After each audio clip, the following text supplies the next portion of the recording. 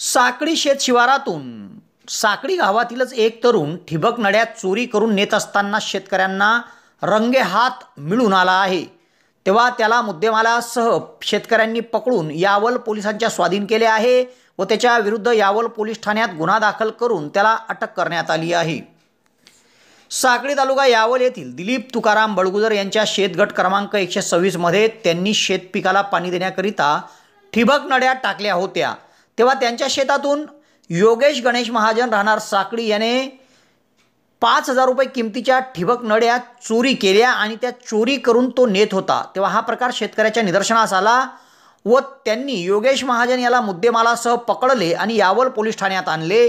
Yawal police ठाण्यात दिलीप बळगुजर यांच्या फिर्यादीवरून योगेश महाजन याच्या विरुद्ध चोरीचा गुन्हा दाखल करण्यात आला आहे। पुढील तपास पोलीस निरीक्षक राकेश मानगावकर यांच्या मार्गदर्शनाखाली हवालदार सिकंदर तडवी करीत आहे।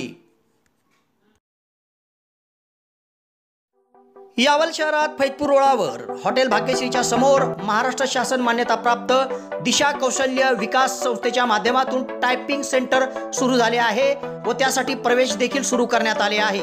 यासाठी शैक्षणिक पात्रता 8वीच्या पुढील असून या ठिकाणी मराठी कॉम्प्युटर टायपिंग आणि इंग्रजी कॉम्प्युटर टायपिंगचा कोर्स दिला जाणार आहे व त्यासाठी बस पासची सुविधा देखील उपलब्ध होणार आहे।